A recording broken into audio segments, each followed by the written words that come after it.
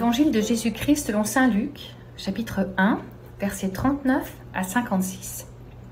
En ces jours-là, Marie se mit en route et se rendit avec empressement vers la région montagneuse dans une ville de Judée. Elle entra dans la maison de Zacharie et salua Élisabeth. Or, quand Élisabeth entendit la salutation de Marie, l'enfant tressaillit en elle. Alors Élisabeth fut remplie d'Esprit Saint et s'écria d'une voix forte : « Tu es bénie entre toutes les femmes, et le fruit de tes entrailles est béni. D'où m'est-il donné que la mère de mon Seigneur vienne jusqu'à moi ? Car lorsque tes paroles de salutation sont parvenues à mes oreilles, l'enfant a tressailli d'allégresse en moi. Heureuse celle qui a cru à l'accomplissement des paroles qui lui furent dites de la part du Seigneur. » Marie dit alors : « Mon âme exalte le Seigneur, exulte mon esprit en Dieu, mon Sauveur.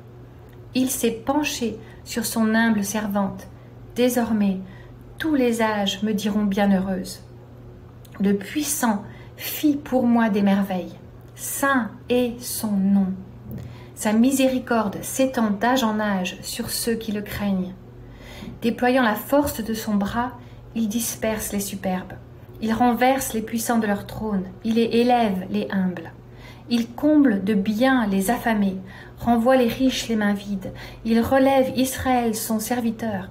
Il se souvient de son amour, de sa promesse faite à nos pères en faveur d'Abraham et sa descendance à jamais. » Marie resta avec Élisabeth environ 3 mois, puis elle s'en retourna chez elle.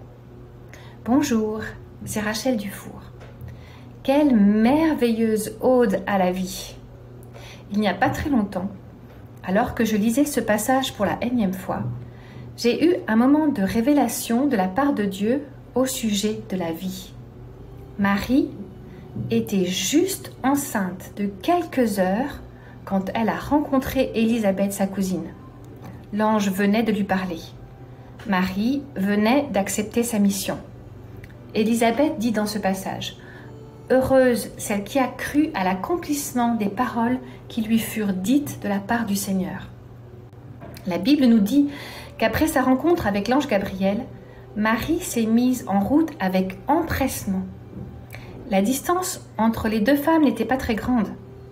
Il ne s'est pas passé de nombreux jours ou des mois avant que ces deux femmes se retrouvent. Je ne sais absolument pas comment l'incarnation, l'implantation de Jésus s'est passée techniquement, mais il s'est indubitablement passé quelque chose entre ces deux bébés. Jésus, dans sa forme humaine, était au tout début de sa vie, et Jean-Baptiste, en tant que bébé dans le ventre de sa mère, va réagir à la présence de Jésus in utero. Waouh!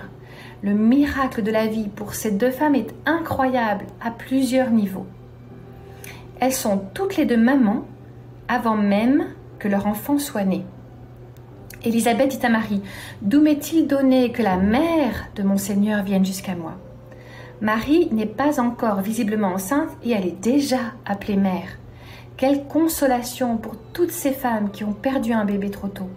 Elles sont mères, même si elles n'ont pas eu le bonheur de serrer dans les bras leur bébé parti auprès du Seigneur bien trop tôt.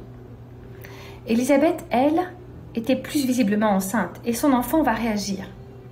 Jean-Baptiste ressent des émotions indépendantes de sa maman. « L'enfant a tressailli d'allégresse en moi », dit Élisabeth. Jean-Baptiste, en tant qu'enfant dans le ventre de sa mère, est une personne à part entière. Indépendant des émotions et des ressentis de sa maman, il exprime même ce que lui ressent depuis la sécurité de l'utérus de sa maman. C'est magnifique. Oui, ces deux bébés sont des personnes à part entière, indépendants de leurs mères respectives. La vie d'un enfant est si précieuse. Jean-Baptiste et Jésus ont 2 choses incroyables en commun à ce stade de leur vie. Ils ont reçu un nom et une destinée si magnifiquement exprimés depuis leur vie utérine. Un ange, l'ange Gabriel dans les 2 cas, a donné le nom de Jean et de Jésus au moment où leur venue est annoncée. Ils voient aussi tous les 2 leur destinée exprimée clairement dès leur conception. La mission de Jean, le Baptiste, est d'annoncer le Sauveur. Sa mère, Élisabeth, est la première bénéficiaire de son ministère. C'est merveilleux. Et Marie, bien sûr, dans ce cantique bien connu, le Magnificat, loue Dieu pour la venue du Sauveur sous sa forme humaine au travers de son corps. Elle nous parle déjà de la destinée de Jésus. Ce passage est magnifique. Et aujourd'hui, je veux t'inviter à célébrer la vie des enfants que Dieu a placés autour de toi. Qu'ils soient les tiens ou ceux d'amis, de ta famille, la vie de ces enfants est précieuse aux yeux de Dieu. Ils ont un prénom et une destinée donnés par Dieu pour chacun d'eux. La vie est un miracle et je loue Dieu pour ces cadeaux qu'il nous confie.